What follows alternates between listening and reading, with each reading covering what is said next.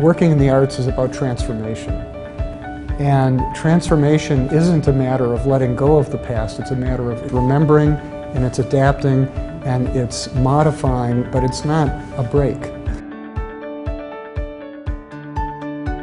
It's been since the Jewett Art Center was built that we've really thought comprehensively about our arts facilities. And the Jewett Art Center is a magnificent building. It's really a wonderful facility. But it was set up for an idea about the arts that's very different from the one that we have now at Wellesley. And this project allows us to really think again about what we're doing. And that's what we've been doing over the last few years, really very, very carefully. Both in the creative and performing arts, we're in a completely different place than we used to be. There was virtually no studio art program. Now we have a hugely explosive and wonderful studio art program that is developing in many different directions and is attracting the interest of our current students and our prospective students, to an enormous degree. We had no thought of having a real orchestra. And now we have an orchestra of 80 that's shared with Brandeis with a wonderful professional conductor. What we found during the space planning is that we really could use this building if we thought about it in a much more considered way. The beautiful windows of this building and the basic shell structure of this building is solid, and its position next to Jewett is a natural place for us to really think differently about studio and music investigation and the way that they integrate now in the 21st century. When we renovate this building, we're renovating it for the music department, for the art department, for cinema and media studies, and for media arts and sciences. And they actually overlap in many ways. So one of the really exciting things that we've been doing actually has been to meet over the course of this academic year, talk about what's going to happen in this building, but really with an eye to thinking about how these programs are evolving. And to see connections between different kinds of disciplines and different academic areas of study. That's something that Wellesley's always done really well.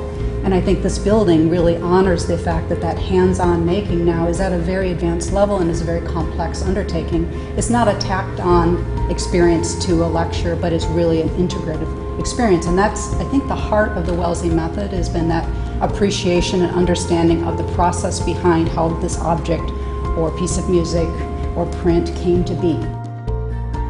The architect we're working with, Kieran Timberlake, is one of the main reasons why we love them so much and why we chose them is because they have such a great tradition of working with buildings that have a long history and doing this kind of transformation that acknowledges continuity but also does what needs to be done for the future.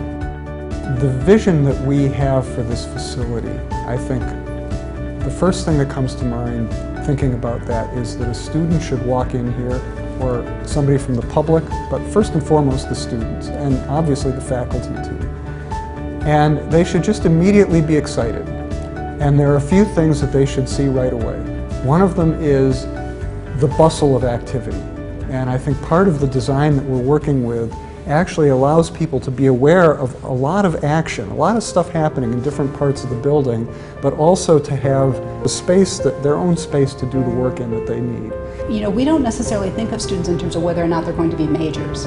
We care about students who are serious about learning, whatever stage they come to us. And so we don't only give access to facilities to those who have decided to become a major and think they have a long-term career. Many of our students do go on and have really significant and important careers, but that's not our goal. We're not a training ground in that sense. We're really trying to educate individuals in an intimate, engaged, exciting kind of way. Part of the vision is overall that the addition that we're going to have with the connection to the building and to the connection to Jewett. It's putting the things together that really need to be together and yet linking them in this beautiful way that also creates access, that clarifies the move up into the academic quad, that provides a new sense of flow up into the academic quad courtyard, integrates the arts with the other programs, and does these very, very functional things for us. But it's really considered, and we're really thinking about how many places are we going to store things, or what will be the nature of where you actually clean that, or how will we collect the recycling in a way that's going to make sense now. That wasn't thought about in the past, but it's really important now.